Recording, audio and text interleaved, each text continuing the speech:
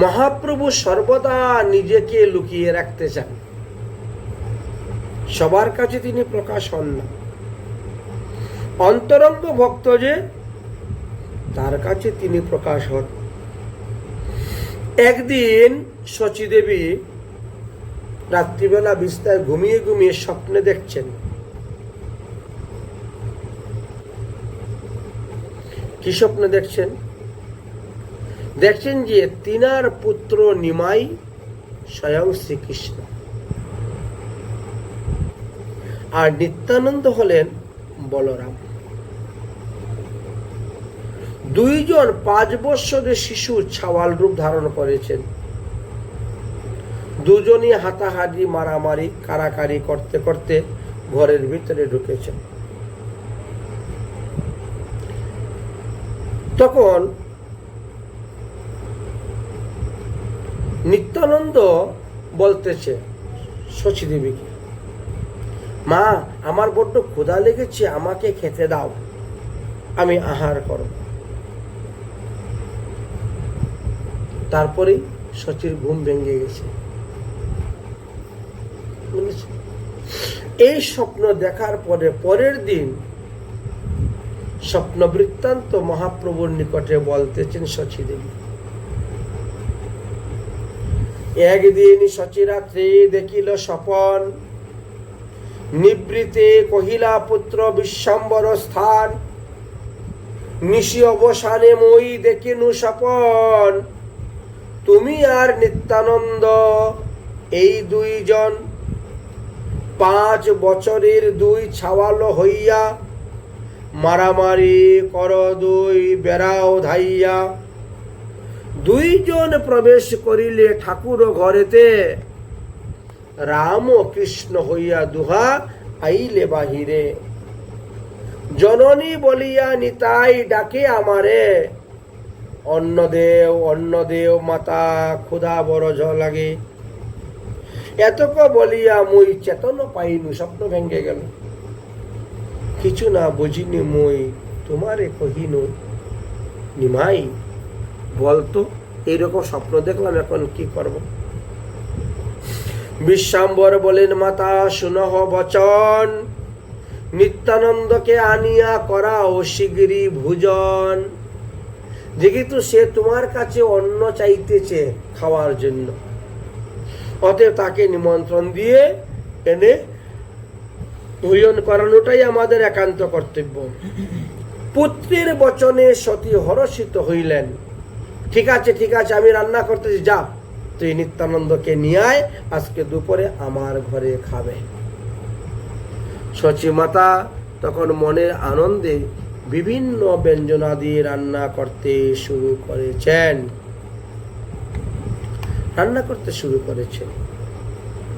নিত্যানন্দ স্থানে গেলা প্রভু বিশ্বাম্বর। নিত্যানন্দ কোথায় থাকতেন? শিবাস পণ্ডিতের বাড়ি, সেখানে উপস্থিত হলেন। হয়ে কি বললেন? আজকে মধ্যাহ্নকালে তোমার নিমন্ত্রণ। নিমন্ত্রণ গিয়া তানে দিলাহা সত্তর। আমাদের বাড়িতে আজ তোমার ভোজন, চপলতা না করিও কহিলাম শিক্ষণ। দেখো তুমি তো খুব চঞ্চল, সবসময় চঞ্চলতা করো, চপলতা করো, কিন্তু আমাদের বাড়িতে গেলে এই চঞ্চলতা করিও না, চপলতা করিও না, নাহলে বিষ্ণুপ্রিয়া খারাপ পাবে, বিষ্ণুপ্রিয়া খারাপ পাবে। এত বলি দুই ভাই হাসিতে হাসিতে কৃষ্ণ কথা কহিতে কহিতে আইলা বাড়িতে। শিবাস অঙ্গন থেকে নিত্যানন্দ প্রভুকে নিয়ে মহাপ্রভু বাড়িতে আসলেন। এনে নিত্যানন্দকে বসাইলেন। এবার গদাধর পণ্ডিত আদি অন্যান্য ভক্তগণকে খবর দিলেন, তোমরাও আসো, মধ্যাহ্নকালে প্রসাদ ভোজন করবে আমাদের এখানে। হাসিয়া বসিলা একটাই প্রভু দুইজন, গদাধর আদি যত আপ্তবর্গগণ। সবাই বসছেন প্রসাদ পাওয়ার জন্য। মহাপ্রভুর বাড়িতে একজন সেবক ছিলেন, বৃদ্ধ, নাম তার ঈশান ঠাকুর। ঈশান ঠাকুর আনিয়া কি করলেন, আসিয়া তিনি নিত্যানন্দ প্রভুর চরণ ধোয়াইয়া দিলেন, অন্যান্য বৈষ্ণবগণের চরণ ধোয়াইয়া দিলেন। মহাপ্রভু আজ নিত্যানন্দের সঙ্গে অন্ন ভোজন করতে বসেছেন একসঙ্গে। শচীদেবী নিজে পরিবেশন করছেন, প্রভু দুইজন আনন্দে ভোজন করতেছেন, পরিবেশন করতেছেন, ভোজন চলতেছে।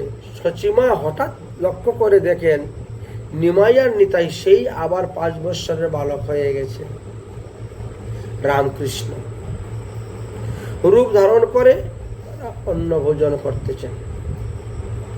সচিমা এই দৃশ্য দিকে মূর্ছিত হয়ে রান্নাঘরে পড়ে গিয়েছেন, বুঝলেন, পড়ে গেছেন। এখন হাতে যে ছিল অন্যের থালা, সেই অন্যের থালাও ছিটকে পড়ে গেছে, আর কোনো হুঁশ নেই, কোনো জ্ঞান নেই। তাড়াতাড়ি ধরো ধরো ধরো ধরো আসতে সবাই। মহাপ্রভু সঙ্গে সঙ্গে হাত ধুয়ে উঠলেন, উঠে গিয়ে মাকে ধরলেন। কি হলো কি হলো হঠাৎ?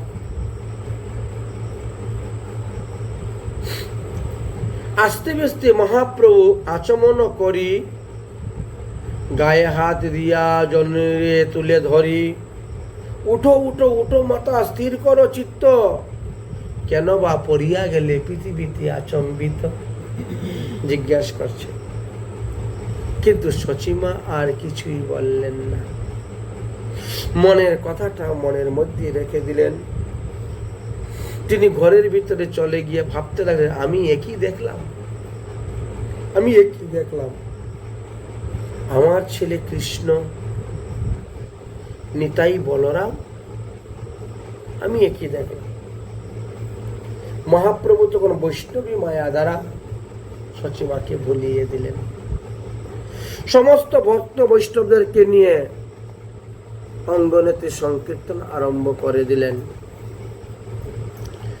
এই মতো গৌরচন্দ্র নবদ্বীপ মাঝে কীর্তন করেন সব ভক্তগণ সমাজে, যত যত স্থানে সব পার্শ্বদ জন্মিলা, অল্পে অল্পে সবাই নবদ্বীপে আসিতে লাগিলা। প্রভুর প্রকাশ দেখিয়া সকল বৈষ্ণব সকল, উভয় পরমানন্দে হইলা বিভল। প্রভু সবারে দেখে প্রাণের সমান, সবাই প্রেমের প্রভুর পারিষদের মধ্যে প্রধান। প্রভু বলে, ভাই সব শুনো মন্ত্র সার, রাত্রি কেন মিথ্যা যায় আমার সবাকার। সারাদিন কাজকর্মে যাচ্ছে, রাত্রিটা কেন বেকার যাবে? আজ হইতে নির্বন্ধ করহ সকল, নিশায় করিব সবে কীর্তন মঙ্গল। ভোরবেলা ঘুমের থেকে উঠে সবাই কীর্তন করব, মঙ্গল আরতি করব। সংকীর্তন করিয়া সকল গণ সঙ্গে, ভক্তি স্বরূপিণী গঙ্গা করিব মার্জনে। ভোরবেলা সবাই আসবেন শিবাসঙ্গনে, ঠাকুরের মঙ্গল আরতি হবে, কীর্তন হবে। তারপরে আমরা গঙ্গা স্নান করতে যাব, গঙ্গাতে পরিষ্কার করব, গঙ্গা আবর্জনা শুদ্ধ করে দিব গঙ্গার জল। তারপরে নগর সংকীর্তন, তারপরে প্রত্যেকের গৃহে গৃহে যাব আমরা, নাম সংকীর্তন প্রচার করা যায়। সংকীর্তন করিয়া সকল গণ সঙ্গে, ভক্তি স্বরূপিণী গঙ্গা করিব মার্জন। জগৎ উদ্ধারময়ী করিম কৃষ্ণ নাম দিয়া, পরমার্থ তোমরা সবার প্রধান ভাগিয়া। অতএব তোমাদের সবাইকে আমার সঙ্গে থাকতে হবে, এই কাজ তো একার দ্বারা সম্ভব নয়। তাই সর্ব বৈষ্ণবে শুনিয়া হইলা উল্লাস, আরম্ভিলা মহাপ্রভু কীর্তন বিলাস। কীর্তন শুরু হয়ে গেল। শিবাস মন্দিরে প্রতি নিশায় কীর্তন, কোনদিন হয় চন্দ্রশেখরের ভবন, কোনদিন হয় অদ্বৈত প্রভুর গৃহে, কোনদিন হয় গদাধর পণ্ডিতের গৃহে, কোনদিন হন পুণ্ডরীক বিদ্যানিধির গৃহে, কোনদিন বা মুরারির গৃহে, কোনোদিন বা হিরণ্য ভাগবতের গৃহে, কোনোদিন বা হরিদাসের বাড়িতে, কোনোদিন গঙ্গাদাস পণ্ডিতের বাড়িতে, কোনোদিন বনমালী ঘটকের বাড়িতে, কোনোদিন নন্দনাচার্যের বাড়িতে, কোনোদিন জগদানন্দের বাড়িতে, কোনোদিন বা বুদ্ধিমন্ত খানের বাড়িতে কীর্তন হয়। বুদ্ধিমন্ত খান, হ্যাঁ, কিন্তু খান হলো ওটা মুসলমানের নয়, হিন্দুর মধ্যে টাইটেল ছিল খান। কারণ তখনকার সময়ে যে সমস্ত মুসলমান জমিদার ছিল, বুঝেছেন, তাদের অধীনে যারা কাজ করত, কর্ম করত, বা কোনো মুসলমান নবাবের অধীনে কাজকর্ম করলে পরে ওরা একটা উপাধি দিত, বুঝেছেন। সেই উপাধি অনুসারে দেখা যায়, যেমন মনে করেন রামচন্দ্র খান, নাম শুনেছেন? রামচন্দ্র খান ইনি যশোহরে ছিলেন, বিরাট বড় জমিদার, বুঝেছেন। যশোহর বেনাফুল, যশোহরের বেনাফুলে যখন নামাচার্য হরিদাস ঠাকুর ভজন করতেন, তখন সে হিংসা করেছিল। দেখো, আমার এত টাকা পয়সা, আমি এত বড় জমিদার, অথচ আমার পিছনে মানুষ কেউ বিনা পয়সায় ঘুরে না, আমাকে কেউ পায়ে ধরে কেউ প্রণাম করে না। আর সাধু বেটার কিছুই নাই, লতা পাতা দিয়ে ঘর বানিয়ে বসে হরিনাম কীর্তন করে, তারে সবাই গিয়ে প্রণাম করে, সবাই তার পিছনে পিছনে হরিনাম করে করে যায়। এ থাকতে আমার মান সম্মান সব নষ্ট হয়ে যাচ্ছে, একে এখান থেকে বিদায় করতে হবে। এই রামচন্দ্র খানি লক্ষ্য হীরাকে লাগিয়ে দিয়েছিল নামাচার্য হরিদাস, তাহলে ওর খান শব্দ দেওয়া আছে। এইভাবে খান হলো একটা উপাধি শব্দ ছিল। যাই হোক, তো এক এক দিন এক এক ভক্তের বাড়িতে হয়, সব ভক্তগণই কীর্তনে আসেন, সবাই কীর্তনে আসেন, সবাই যোগদান করেন, কীর্তন চলতেছে। নিত্যানন্দ গদাধর অদ্বৈত শ্রীবাস, বিদ্যানিধি মুরারি হিরণ্য হরিদাস, গঙ্গাদাস বনমালী বিজয়ে নন্দন, জগদানন্দ বুদ্ধিমন্ত খান নারায়ণ, কাশীশ্বর বাসুদেব রামায় বুড়াই, গোবিন্দ গোবিন্দানন্দ সকল তথায়, গোপীনাথ জগদীশ শ্রীমান শ্রীধর, সদাশিব বক্রেশ্বর শ্রী গর্ভ শ্রীধর। কত কত লোকের নাম বলছেন। তো এরা যেমন কীর্তন করতে এখানে আসছেন, আবার তারা আজকে আমার বাড়ি কীর্তন হবে, কালকে আমার বাড়ি কীর্তন, পরশু আমাদের বাড়ি কীর্তন হবে, এইভাবে এক এক দিন এক এক বাড়ি কীর্তন চলছে সবার বাড়িতে। পরমানন্দ পুরুষোত্তম সঞ্জয় আদি যত, অনন্ত চৈতন্যের ভক্ত নাম লইব কত। সবার বাড়ি থেকে সবাই আসছেন, সবাই প্রভুর নিত্যের সঙ্গে থাকেন সংহতি, সর্বোপরি করে বহিয়ার কেহ নাহি। মহাপ্রভুর পরিকর ছাড়া অন্য কোনো বাড়ি কীর্তন করতেন না, আর মহাপ্রভুর পরিকর ছাড়া অন্য কেউ কীর্তনে যোগদানও করতে পারত না। মহাপ্রভুর অনুমোদন ছাড়া কেউ শ্রীবাস পণ্ডিতের বাড়িতে ঢুকে মহাপ্রভুর নিত্য কীর্তন শুনতেও পারতো না, দেখতেও পারত না। বুঝেছেন, উভয়টাই নিষেধ ছিল। প্রভু কীর্তন করতে করতে হুঙ্কার করতেন, হরিধ্বনি করতেন, যেন ব্রহ্মাণ্ড ভেদ হয়ে যাচ্ছে, এমন জুড়ে জুড়ে হরিধ্বনি করতেন। সবে গায়েন নাচেন শ্রী সচিরনন্দন, যতক্ষণ প্রভু করেন হরি সংকীর্তন, শ্রী হরি বাসর হরি কীর্তন বিধান। আমরা একাদশী দিন গাই না, প্রত্যেক একাদশী দিনের সময় গান গায়, শ্রীহরি বাসরে হরির কীর্তন বিধান। হরিবাসর বলতে কাকে বলা হয়? একাদশী সংযুক্ত দ্বাদশী, একাদশী সংযুক্ত দ্বাদশীকে হরিবাসর বলা হয়ে থাকে, বুঝেছেন।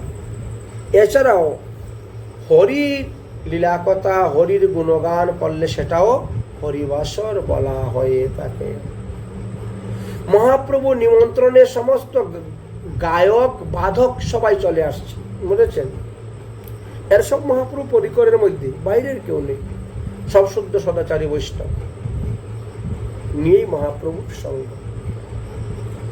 সবাই গায়েন নাচেন শ্রী সচিনন্দন, যতক্ষণ প্রভু করেন হরি সংকীর্তন ততক্ষণই নিত্যবাদ্য চলতেছে। শ্রীহরি বাসরে হরির কীর্তন বিধান, নিত্য আরম্ভিলা প্রভু জগতের পান। পুণ্যবন্ত শিবাস অঙ্গনে শুভারম্ভ, উঠিল কীর্তন ধ্বনি গোপাল গোবিন্দ। উষাকাল হইতে নিত্য করেন বিশ্বাম্বর, জুতে জুতে আইল সব গায়নের দল। অগ্রে যে বৈষ্ণব দেখে প্রভু তারে বলে, এই বেটা তুই আমার দাস, ধরিয়া তার চুলে। মহাপ্রভু কীর্তন করতে করতে যাকে পান তার এই মাথার চুল ধরে টেনে নিয়ে আসেন, তুই হলে আমার দাস, তুই হলে আমার দাস, এইভাবে টেনে নিয়ে আসেন। অগ্রে যে বৈষ্ণব দেখে প্রভু তারে বলে, এই বেটা তুই আমার দাস, ধরি আনে চলে। হেন দাস্য যজ্ঞ ছাড়ি যে অন্য চায়, অমৃত চারিয়া সে বিষ পান করে খায়। বেদে ভাগবতে কহে দাস্য ভরদন, দাস্য লাগিয়া রমা অজ ভবের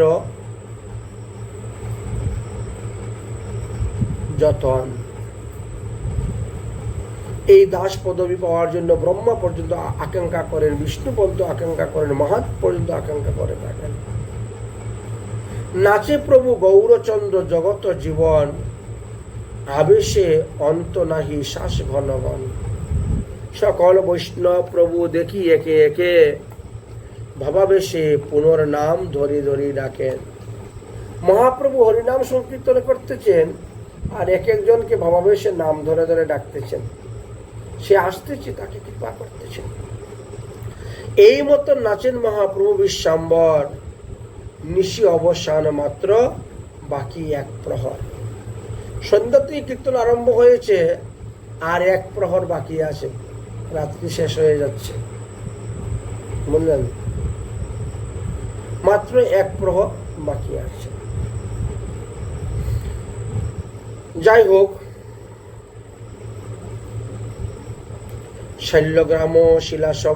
শালগ্রাম শিলাসব নিজ কুলে করি, উঠিলা গৌরচন্দ্র খট্টার উপরি।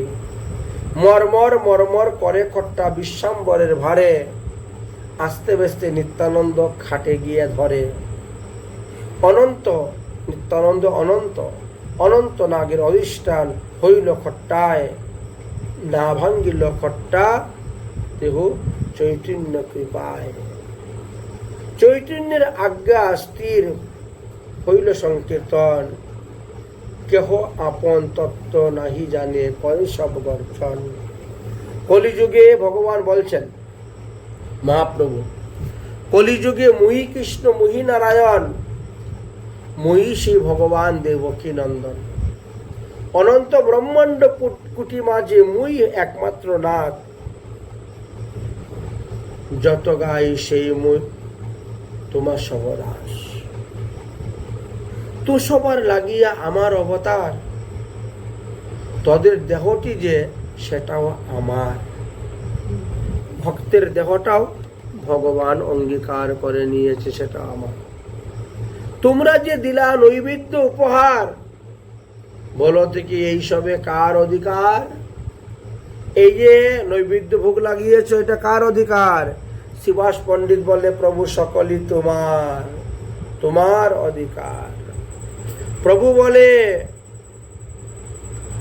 বলে মুহি ইহা খাইমু সকল, অদ্বৈত বলে প্রভু বড়ই মঙ্গল। সহস্তে প্রভু যুগমায়ায়, সহস্তে প্রভু যুগায় সব দাসে, আনন্দে ভোজন করেন প্রভু নিজ আবেশে।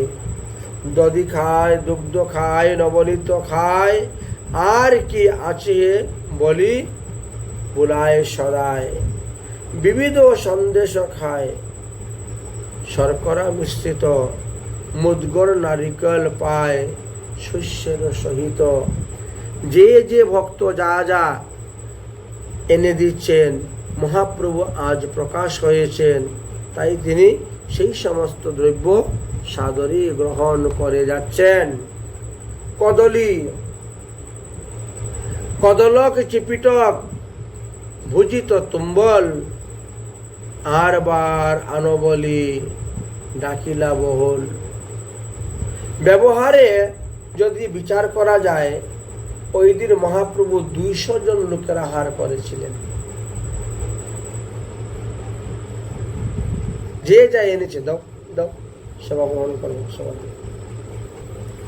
ব্যবহারে 200 জনেরও আহার নিমিষে খাইল প্রভু।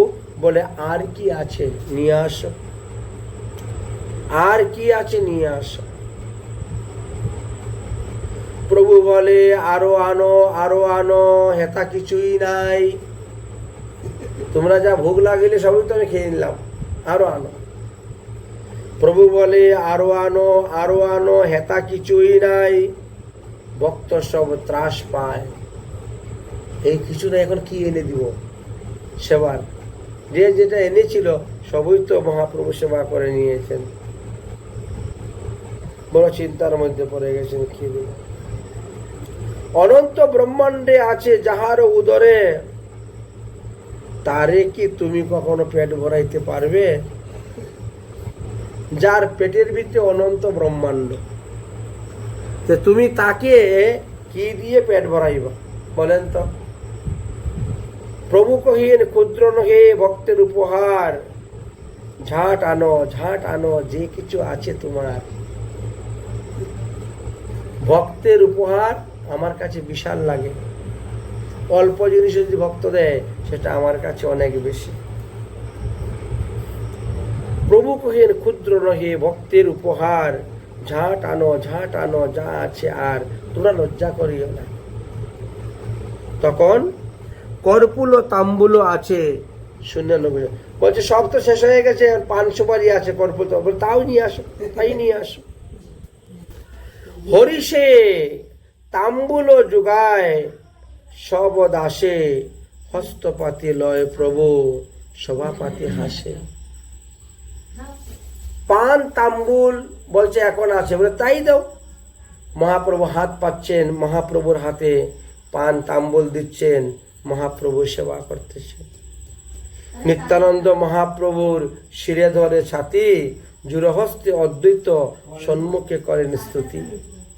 আজ মহাপ্রভু প্রকাশ হয়েছেন, সম্মুখে স্তুতি করছেন। হরিষে তাম্বুল যুগায় সব দাসগণ, হস্তপাতি লয় প্রভু সবার প্রতি হাসছে। মহাপ্রভু কি বলছেন? বর মাগো, বর মাগো বলে অদ্বৈতের মুখে চাইয়া, তোর লাগিও অবতার মোর এই ঠাই। এই মতো যত ভক্ত দেখিয়া দেখিয়া, বর মাগো বলেন প্রভু হাসিয়া হাসিয়া। বুঝলেন? কতক্ষণে মহাপ্রভু খট্টার উপরে আনন্দে মূর্ছিত হইয়া পড়লেন গৌর সুন্দর। এখন ঈশ্বর আবেশ শেষ হয়ে গেল। কিছুক্ষণ পরে আবার বাহ্যদশা হইল। তখন মহাপ্রভুর দেহের মধ্যে দাস্য ভাব এসে গেল। এখন আর ঈশ্বর ভাব নেই, দাস্য ভাব এসে গেল। এখন তিনি সবাইকে প্রণাম করছেন, সবাইকে আলিঙ্গন করতেছেন, করে সবাইকে বিদায় দিলেন। নিজ নিজ গৃহে সবাই চলে গেলেন। প্রভুর চরিত্র দেখে হাসেন ভক্তগণ। সবাই বলে সত্যি অবতীর্ণ নারায়ণ। এতদিন আমরা চিনতে পারি নাই আমাদের প্রাণের ঠাকুরকে, আজ আমরা চিনতে পেরেছি প্রাণের ঠাকুর। সেই নিমাই পণ্ডিত, সেই গৌর, সেই গৌরাঙ্গ, সেই বিশ্বাম্বরই আমাদের ইষ্টদেব। এইভাবে মহাপ্রভু স্বয়ং প্রকাশ হয়ে তাদেরকে কৃপা করেছিলেন, ধন্য করেছিলেন, বরদান দিয়েছিলেন। এইভাবে মহাপ্রভু নবদ্বীপে আরো অনেক অনেক লীলা করেছেন।